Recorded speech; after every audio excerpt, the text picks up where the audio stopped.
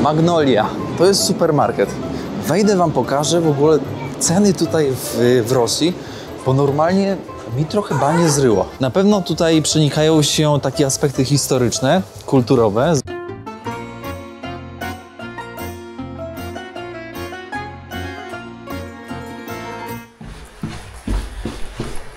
Witam Państwa bardzo serdecznie. Co to jest? Syp na śmieci w bloku. To dostrojona, czyli dostawiona winda. Jesteśmy w jednym z kilkunastopiętrowych bloków. On ma chyba 9 albo 10 pięter. Ja jestem właśnie u swojego koleżki. I, moi drodzy, zaczynamy 4. odcinek z Rosji, a mianowicie odcinek z Moskwy. Dzisiaj taka pogoda, powiedziałbym, butelkowa, jak to mówią, ale ruszamy. Więc tak, taki syf w bloku nie wiem, czy jest dobrym rozwiązaniem. Na pewno jest wygodne, ale może przyciągać różnego rodzaju te insekty. Więc nie jest to dobre. U mojego koleżki kaloryfery grzeją na full. Powiem wam, że on nawet światła nie gasi. Po prostu jest taka parnota i światło chyba jest tak tanie, no że on po prostu tego nie gasi. Ja mówię, ty ziom, czemu ty nie gasisz światła, nie?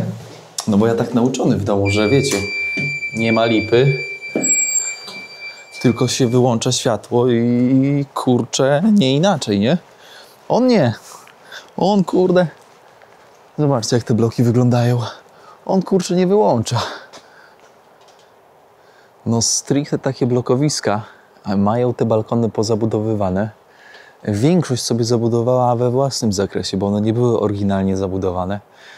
Zabudowa jest po to, żeby osiągnąć nieco lepsze właściwości termoizolacyjne, bo jak masz zabudowany balkon, no to mniej chłodu wchodzi. A ludzie sobie też tą przestrzeń balkonową wykorzystują w różny sposób, na przykład trzymać jakieś klamoty. Więc tak to wygląda. Nie są to blokowiska w centrum miasta, bynajmniej. Są to blokowiska, że tak powiem, kawałek od centrum. No proszę, jaka piękna Lada. Lada model 1500. Jakiejś osoby niepełnosprawnej. Słuchajcie, niezależnie od tego, czy siedzicie, czy stoicie, pamiętajcie, żeby zostawić łapeczkę, komentarz i podać odcinek dalej. Słuchajcie, zaczynamy dzień. Dzisiaj w ogóle w pogodzie była prognoza na to, że będzie padać i to tak srogo. Ale na szczęście oprócz takiego chłodnego wiatru nie jest źle.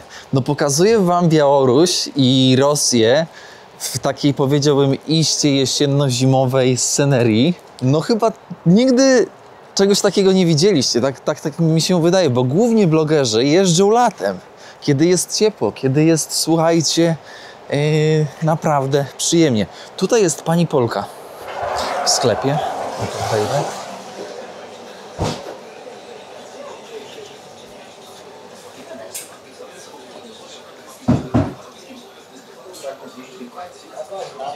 Salam alejkum.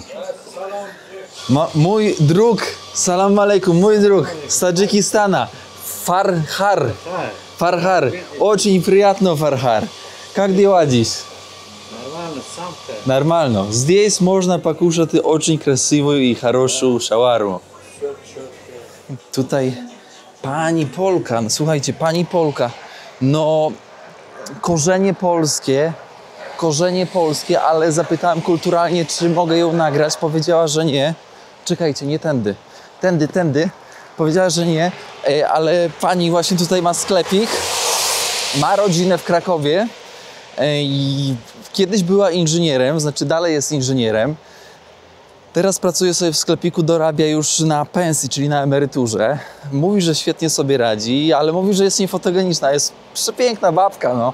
No ludzie, którzy mówią, że są niefotogeniczni, z reguły są bardzo fotogeniczni. Magnolia, to jest supermarket. Wejdę wam pokażę w ogóle ceny tutaj w Rosji, bo normalnie mi trochę banie zryło. Przyjmijmy, że 100 rubli to jest 4 zł, 4,50. No to tak, mleko kosztuje 4,50. Tutaj 5 zł mleko. Więc relatywnie jest drogie, bo na przykład na Białorusi kosztowało, moi drodzy, takie mleko połowę taniej. Batoniki twarogowe 2 zł, też o wiele droższe niż na Białorusi. Proszę bardzo. Taki sobie weźmiemy, by the way. Coca-Cola to jest dość ciekawe, bo to jest brand tutejszy. 150, czyli jakieś 6,50 taka buteleczka, znaczy taka puszeczka. Mała woda kosztuje taka malutka 2 z kawałkiem. Kurczę, no powiem wam, że jakaś taka podrobiona Fanta kosztuje 5,50. Zobaczcie, są tutaj takie smakołyki, przekąski rybne. U nas ciężko znaleźć takie rzeczy. Jakieś takie wysuszone rzeczy. One są dość relatywnie drogie, bo po 10 zł, więc i mało tego jest. No tutaj troszkę drożej. No takie przekąski. Zobaczcie, jabłka powiedziałbym po 9 zł kilogram. A piwa powiedziałbym zawsze są tanie, bo 4,50, jakieś takie, wiecie, no to są jakieś takie kraftowe. 4,50, no tutaj są jakieś niemieckie chyba, tak. No to już te niemieckie będzie kosztowało około 20 zł. Proszę zobaczyć. No i są za 4 zł. No te lokalne, no to wiadomo, będą tańsze. Tutaj już takie bardziej sikacze chyba. W sensie to segment cenowy tak na to wskazuje. Chociaż niekoniecznie musi być sikacz, nie? Zobaczcie na to. Jedno drogie i drugie drogie. W sensie to jest tańsze, to co teraz patrzymy. To jest dość ciekawe w ogóle, jak te ceny się kreują tutaj właśnie w tej części świata, bo byłem przekonany i ludzie też mi mówili, że tutaj tak na dobrą sprawę jest podobnie jak na Białorusi. A guzik, prawda, no, soczewica jest relatywnie tania, 3,20, zobaczcie. Takie gotowe rzeczy. Ciecierzyca za 5 z kawałkiem, fasola, no 5 zł, no takie puszki kosztują mniej więcej. Butelka oleju 6,57 zł, czyli coś tak jak u nas chyba, nie? Z tego co pamiętam ostatnio, jak patrzyłem. A tutaj chlebek. Chlebek też jest dość ciekawy, bo chleb też nie jest taki, powiedziałbym, najtańszy. 3 zł, 2,50. Bułka słodka 2,50, 2,50. Tutaj może coś tańszego troszkę. Tu będzie 2 zł, 2,50. Tutaj chleb za 6 zł. No to chleb podobnie jak u nas, a myślałem, że będzie może taniej. Tutaj zobaczmy taki bardziej ekonomiczny, biały, kanapkowy. No to tak mniej więcej 3,50. Tutaj też jakieś takie białe pieczywo, ale białe to jest shit. Tutaj najlepsze jest żytnie. Patrzcie, rybkę można kupić smażoną. 6 zł. 2 naleśniki.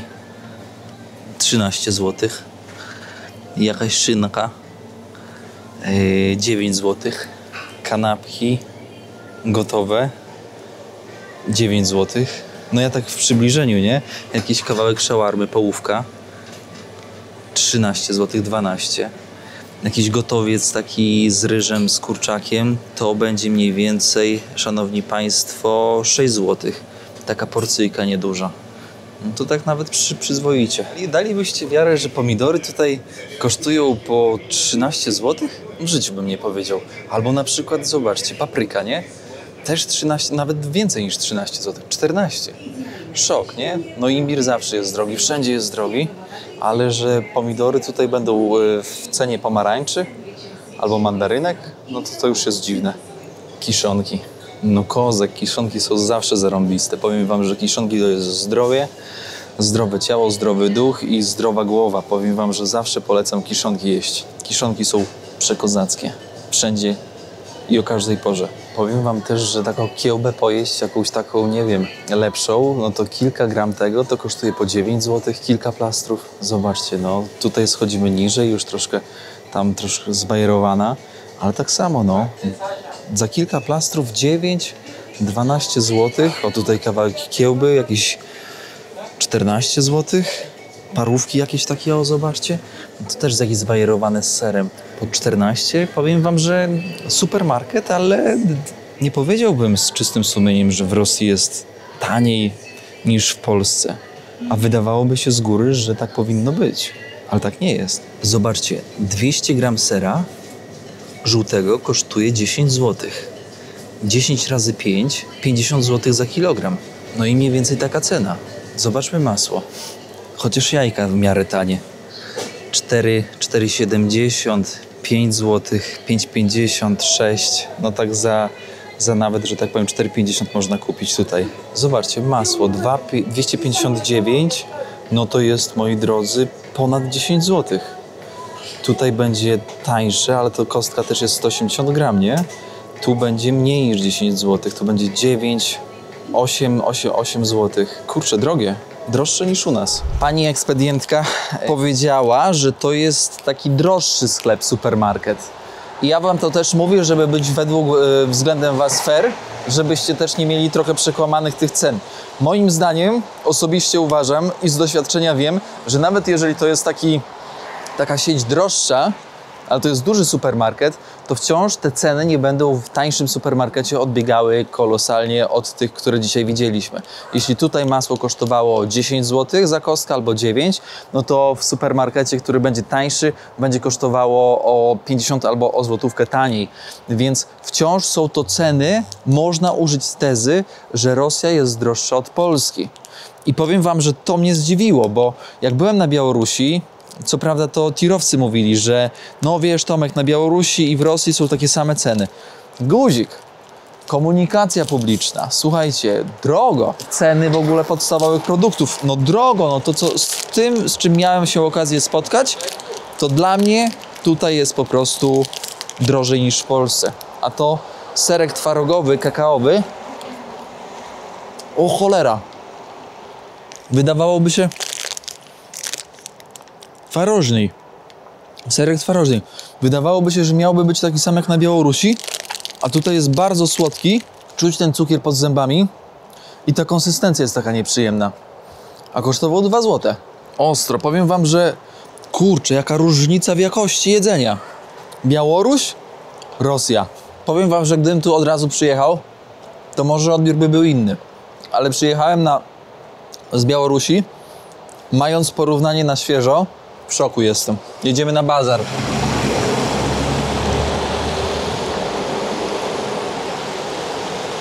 Słuchajcie, idziemy na taki bazar troszkę poza, znaczy no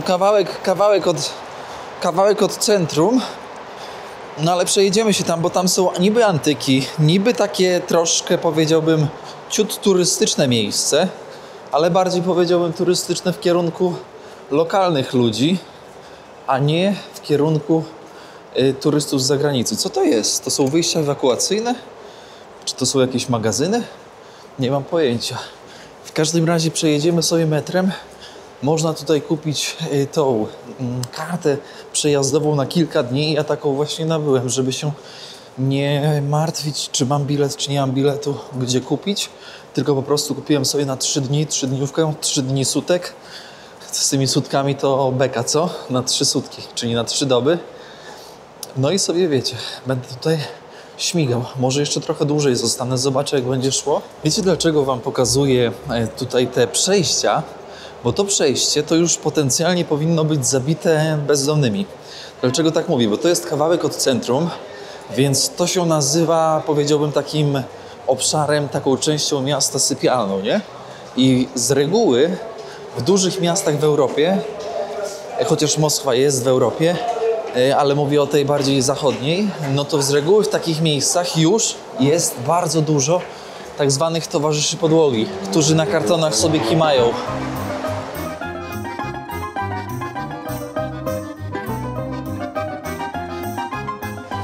Jest taki brand jak Rostik. Powiedziałbym, że 1:1 KFC. Słuchajcie, tutaj w Moskwie normalnie chłopy cały czas noszą kwiaty dla swoich lasek. Powiem wam, że co chwilę jakieś wielkie bukiety. No to Rosjanki chyba oczekują takich rzeczy, tak mi się wydaje. To taka sugestia dla was, jakbyście chcieli tutaj żonę znaleźć. No i proszę, kolejna waćpanna kwiatki dostała. No i tutaj już można powiedzieć, że predyspozycja jest na żonę, nie? Wszędzie na dworcach są marmury, granity, tudzież ceramika. Czyli najlepsze połączenie, bo praktyczne. My idziemy na tą seledynową. Normalnie, słuchajcie, kolorami. Ja kolorami normalnie chodzę. O, a tutaj jak w Star Treku.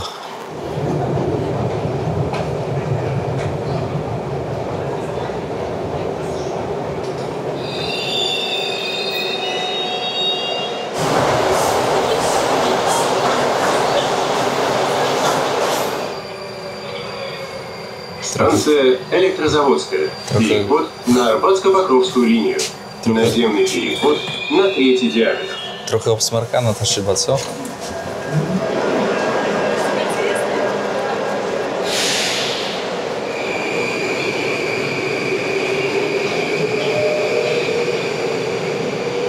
Powiem wam czasami, jak tak chodzę po tym metrze w Moskwie, to czuję się jak taki trybik w jakiejś machinie. Tak nieprzyjemnie się czuję. W sumie cóż to za stacja, ty? Kurczę, ale kozacka. Powiem wam, że być nawiązuje do Grecji, ale przedstawione są takie aspekty właśnie roboty, pracy robotniczej. Piękna. Powiem wam, że co stacja, to zachwyt i mogę powiedzieć śmiało, że możecie przyjechać do Moskwy, stację metra pooglądać. Ten motyw przewodni pracy tutaj w Rosji jest po prostu, powiem wam, tak na piedestale. No w sumie gdyby nie praca, to narodu by nie było. W sensie Rosji by nie było. Ale cały czas się mówi, powtarza, że trzeba pracować.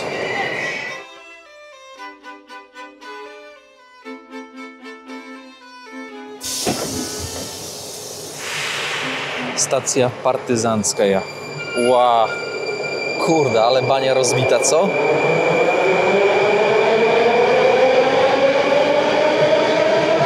Idziemy na Izmailijowski Bazar. Jest tutaj nieopodal, jak się wyjdzie ze stacji. Muszę wam to pokazać. Każda stacja ma jakąś symbolikę. Ta akurat partyzancką, ale ten aspekt symboliki jest ogromny tutaj. Zresztą chyba w Warszawie tak samo jest. Każda nazwa, każda stacja też ma jakąś mniejszą bądź większą historię, ale tutaj wszystko się skupia właśnie ku przeszłości.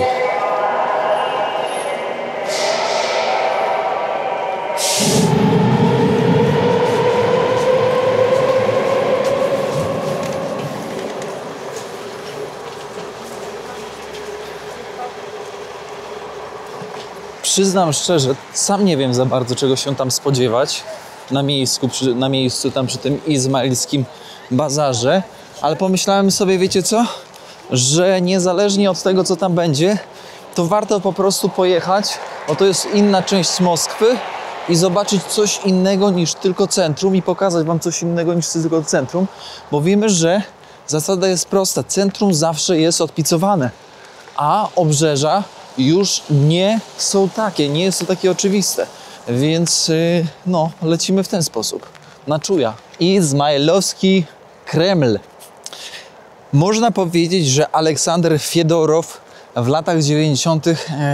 odtworzył w pewnym sensie Kreml, ale to nie jest nic warownego, tutaj nic nie było, to jest stricte takie pod turystów. No ale mamy tutaj już lata 80.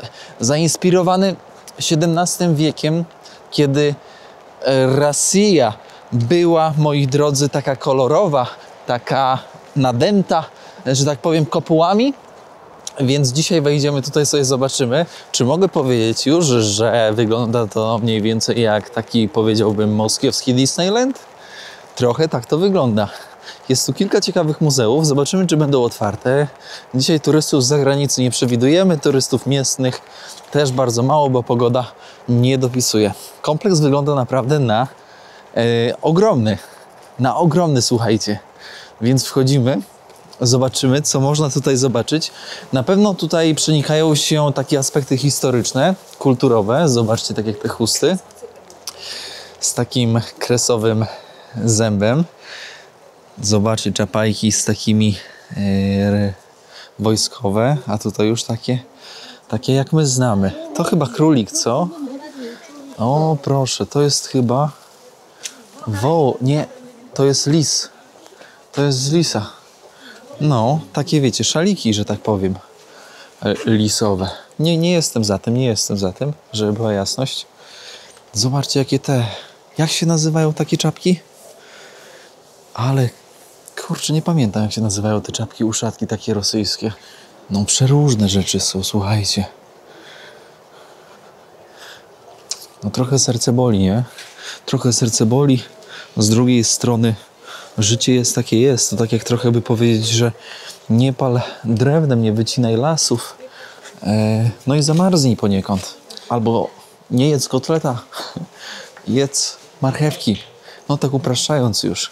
Wiecie, wszystko z głową, żeby nie zachwiać całego balansu, ale faktycznie no, serce boli, jak się patrzy. Stare marynarki tutaj, że tak powiem, wojskowe. O, tu jest wojskowa.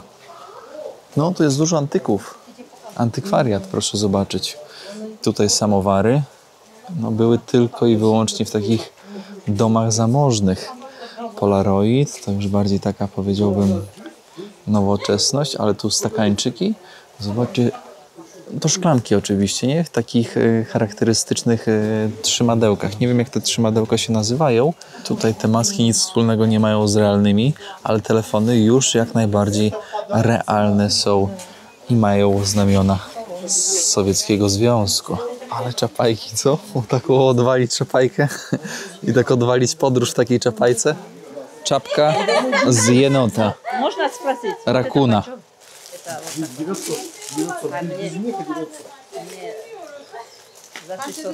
Ty, czy ja tak opowiem? 13-14 tysięcy rubli. 14 tysięcy rubli. Słuchajcie, ta czapka kosztowała 640 zł, bo ja to sobie przekonwertowałem. Figurki jakieś, tak samo, po 600, po 1000 zł.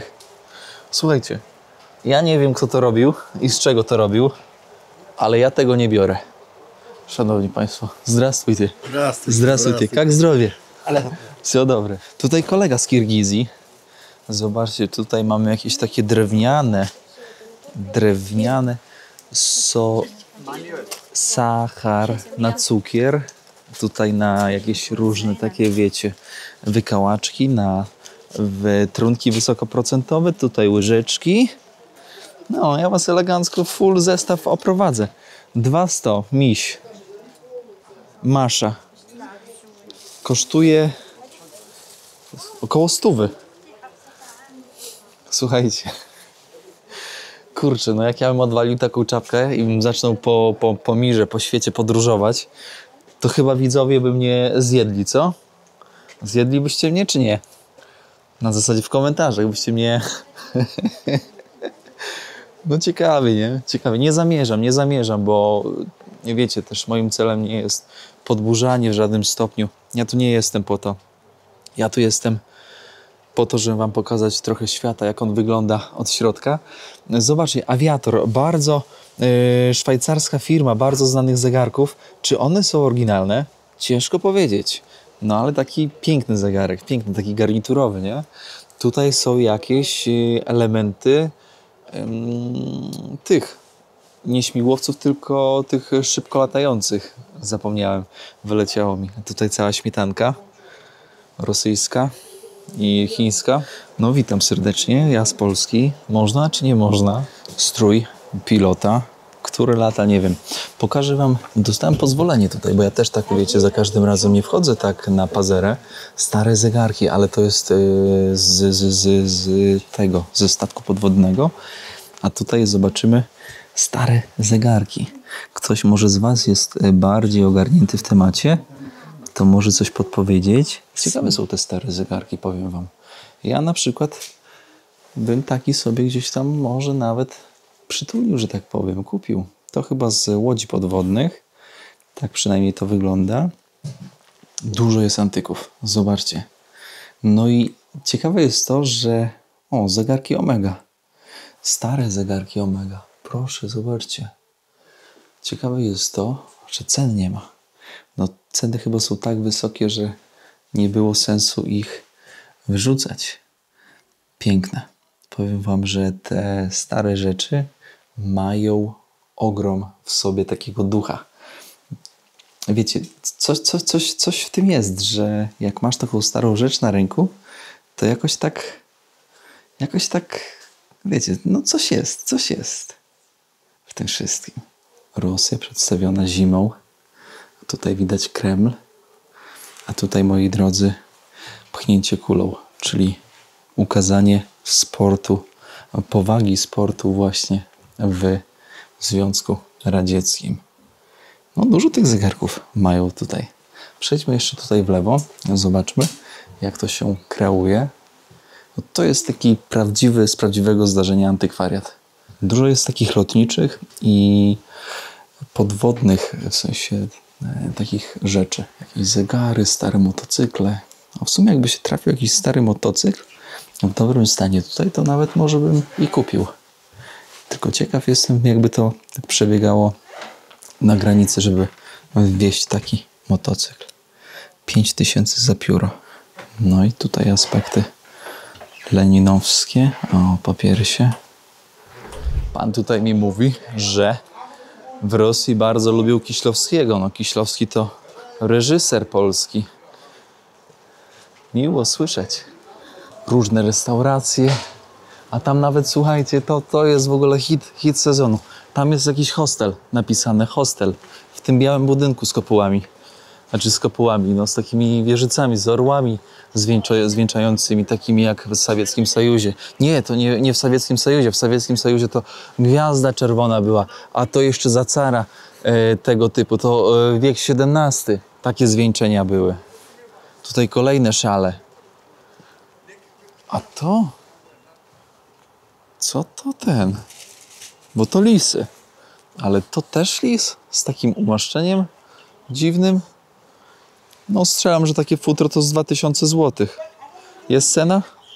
Dawaj mordziula, pokaż cenę. Pokaż cenę i spraw, żebym ja już się nie zastanawiał, ile to będzie kosztowało. Nie, a nie, price jest. Price 2647. No i tutaj niedźwiedź. Ale wielki, co? Ja powiem wam, że ja się cieszę, że nawet jestem w takim sezonie, ponieważ no, nie ma tak dużo ludzi, no jest tak spokojnie. Powiedziałbym nawet momentami za spokojnie, ale ma to swój urok. Bo normalnie tutaj pewnie jest full ludzi, full głosów, full wszystkiego. Tutaj muzyka pewnie gra, a tak jest totalny spokój.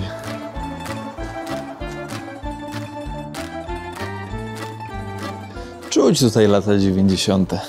Zresztą też widać, że kompleks no, niszczeje. Ale ciekawy jest koncept tego, że na pozór zwykły bazar przyjął formę takiego, wiecie, Kremla, takiej historycznej architektury, która niegdyś występowała. To jest fajne. Duże latte. 9 zł po bożemu. Kakao 7 zł. Espresso około tam 3,50. Coś takiego. Ale zamknięte. No te ceny są po bożemu, że tak powiem. Troszkę dalej od centrum. Ja mam wrażenie, wiecie co, że ja tutaj sam jestem. Kurde, że naprawdę jestem tutaj sam. Szukam tych muzeów, ale tych muzeów nie mogę ich zlokalizować. Trochę mi to przypomina Zakopane. Ale tutaj jest więcej charakteru. Ewidentnie. Jacyś turyści są. Powiem wam, że no miejscowa, gdzie można pospać, pojeść i pozwiedzać. No 3 w 1.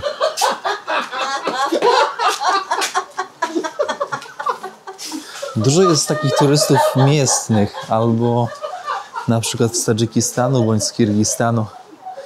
Czasami mnie zaczepiają, nie? Pytają, co tam mordo. Powiem wam, że dziewczyny tutaj są ciekawe, bo tak, pamiętacie tam taką laskę z odcinka, jak zacząłem ją pytać, gdzie jeszcze leciałem tam w Moskwie w centrum i pytam, gdzie jest miejscówka do drukowania. A ona do mnie mówi, że ona mnie nie chce poznać. Czujecie temat? A z kolei jeszcze, jak na przykład dziewczyny widzą, że chodzę, kręcę, No bo ja tak wchodzę w te tłumy, wiecie, już tak na pewniaka, nie? To jest po prostu kwestia wypracowania w sobie tego i to najzwyczajniej w świecie kwestia doświadczenia. Zrobisz coś 100 razy, będziesz to za 101 razem robił z lekkością. I wyobraźcie sobie, że dziewczyny do mnie podchodzą. Oj, cześć, ty chyba jesteś vlogerem, nie? No taka standardowa zagajka, co znamy z naszego życia. Ja mówię, no tak, no kręcę sobie tutaj, podróżuję. No wiesz, a może byśmy pogadali czy coś? Mówię, nie, no kurczę, nie mam czasu tutaj. No, bo wiecie, że no, ja nie szukam tutaj wrażeń żony z Rosji, ale fakt faktem jest, że kamera przyciąga, no i pewnego rodzaju, że kręcisz, że no i też często pyta, a ile masz subskrybentów? To jest dość ciekawe. Ja mówię, no czy ilość ma znaczenie? No więc tak, w każdym razie tak się dzieje. I to, żebyście mieli po prostu, drodzy panowie i drogie panie, bo myślę, że dla pani to tutaj jeszcze łatwiej by było znaleźć partnera, ale tak to tutaj wygląda. Kamera przyciąga, więc jak chcesz znaleźć żonę, to zacznij być vlogerem, youtuberem. O, tutaj bardziej żywa część kompleksu. Fajnie, cieszę się. Tutaj jest takie małe muzeum bajek. Chciałbym tam pójść i zobaczyć, jakie bajki były w Rosji na przestrzeni lat. Tylko muszę je na początku znaleźć. A nie jest to takie proste. Zobaczcie, jaka piękna cerkiew. Podejdźmy, zobaczmy. Chram odkryty. Można wejść do chrama. Chram Świętego Mikołaja. Chram to nic innego jak cerkiew. Ale napisane, że odkryty, czyli otwarty. Ale przerwa 14:30-15. Ale teraz nie ma 14:30-15. No więc jest odkryty. Ale drewnem pachnie.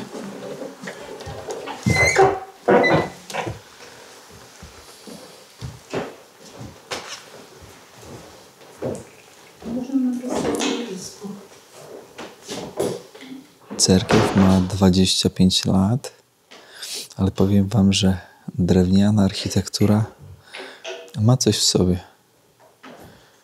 Coś niepowtarzalnego takiego. Pani tutaj w centralnym kadrze pewnie pisze karteczkę za zdrowie albo za upokoje, czyli za osoby zmarłe, tak żeby baciuszka mógł się pomodlić. Tutaj kremlowski dom, jakaś restauracja, tam jakieś koło dla dzieci. O, ta część, zobaczcie, ta część jest ewidentnie lepiej zachowana. Tutaj mamy kowala, zdrawstwujcie. Zobaczcie, narzędzia do wytapiania stali. O, tutaj pan faktycznie cały czas tutaj robi. Zobaczcie, jakie piękne rzeczy. No jest to, powiedziałbym, sztuka. Takie pamiątki, które można sobie do domu zabrać i postawić na półce. A tutaj motocykle. Piękne motocykle. Ze śrubek, z różnych elementów. Zobaczcie. Ciekawe. Ty, słuchajcie. Kurde. Coś nie ogarnąłem. Ale to jest muzeum. To jest muzeum rowerów. Te rowery nie... To są rowery współczesne. To w ogóle nawet nie ma co pokazywać. Ale szukam muzeum dalej. Szukam muzeum bajki. Jakie bajery tutaj są. Ty... Robolody. Nie wygląda to pierwszej świeżości, ale jest. Muzeum wódki było, ale zostało zamknięte. No nie no, muszę znaleźć to muzeum bajki. Te bajki rosyjskie naprawdę były, są spoko. Dom skazok. Dom bajek. No w końcu znalazłem. Ciekaw jestem, jakie będą bajki pokazane. Czy to może tak bardziej współcześnie? Zaraz zobaczymy, wejdziemy. Ja tam wlatuję na pełnej petardzie, a tam przedszkolaki się ubierają. Kurczę, to jest w ogóle, to nie jest muzeum bajki. W sensie jest, ale to dla przedszkolaków są wystąpienia. Wystąpienie trwa godzinę. Można kupić taki bilet za 55 zł i razem z przedszkolakami pooglądać wystąpienie takie teatralne. Można powiedzieć, że to jest pewnego rodzaju taki mikroteatr lalek dla dzieci. No nie, ja się tak napaliłem. No ale dobra, powiem wam o 3 bajkach, które ja znam, rosyjskich i o których warto wiedzieć i które warto sobie w wolnej chwili obejrzeć w internecie. Zatem pierwsza bajka to Masza i Niedźwiedź. Myślę, że większość z was kojarzy, gdzie Masza trafia do chatki niedźwiedzia i tam się rozgrywa cała akcja. urocza bajka. Rusłan i Ludmiła. Kolejna bajka napisana przez Aleksandra Puszkina, gdzie murzyk, mężczyzna wyrusza ratować swoją ukochaną z rąk czarnoksiężnika. Bardzo ciekawa pozycja, mało znana wydaje mi się w Polsce, ale warta uwagi. No i kultowa wręcz Wilki Zając, bajka, która powstała w 1969 roku, służyła za pewnego rodzaju narzędzie do propagandy. Bardzo ciekawa i bardzo dużo ukrytych przekazów takich politycznych w bajce dla dzieci, moi drodzy. A wiemy, że bajki dla dzieci nie tylko oglądały dzieci, ale dzieci, które oglądały przez lata, nasiąkały pewnego rodzaju wzorcami z bajek. Więc te 3 bajki są ewidentnie do nadrobienia. Myślę, że pierwszą i trzecią większość z Was zna i oglądała. To jest w ogóle miejscowa... To jest Disneyland moskiewski. Ale trafiliśmy, co? Tutaj widać, że komuś limuzyna się pomyliła z Hammerem. Zobacz, taki Hammer w wielkości limuzyny. Kombinuję, co tutaj jeszcze sobie pochodzić, popatrzeć, ale pogoda stricte nie dopisuje. No nie jest dobrze. Nie jest dobrze, kierowniku. Powiem Wam, moi drodzy, że kończymy na dzisiaj odcinek, bo jest naprawdę zimno. Zimno i ja ten czas najzwyczajniej w świecie po prostu wykorzystam do tego, żeby pomontować odcinki. Odcinek w sumie pewnie zrobię tylko jeden, bo to jest czasochłonne. Więc wracam na kwaterkę do swojego ziomka. On pewnie będzie w robocie. No ale to nic. Tak się zastanawiam, czy chcielibyście zobaczyć jego dom. Na zasadzie młody człowiek, który ma spoko posadę, a mieszka, powiem Wam, w takim miejscu, w którym czuć przeszłość. On je wynajmuje, dlatego też nie remontuje go tam specjalnie, tego miejsca. I to jest w zupełności zrozumiałe. Ma taki charakter klasycznej Rosji. Więc może Wam go pokażę. Może nie cały ten dom. Z szacunkiem do mojego kolegi, właściciela tej posiadłości mieszkalnej. No więc zapytam go jeszcze o zgodę. No i w następnym odcinku może zobaczycie. No, ale ciekaw jestem, czy byście chcieli zobaczyć taką chatę. Więc dawajcie cynk, będzie to może motywacja większa. I co? Zostawcie łapeczkę, komentarz i podajcie odcinek dalej. Tymczasem żegnam się z Wami gdzieś z dalszych rewirów Moskwy, mniej turystycznych, mniej znanych. No dzisiaj mnie kilkukrotnie zaskoczył ten wypad tematyczny, że tak powiem. Pozdrawiam Was serdecznie. Zdrowia dla Was i ciepła dla mnie. W tym projekcie. Przynajmniej ubrany konkretnie, no mi nie jest zimno. To jest dobre w tym wszystkim, że mi po prostu nie jest ani zimno w nogi, w ręce, ani zimno w głowę, bo jestem na to przygotowany. Więc tyle dobrze.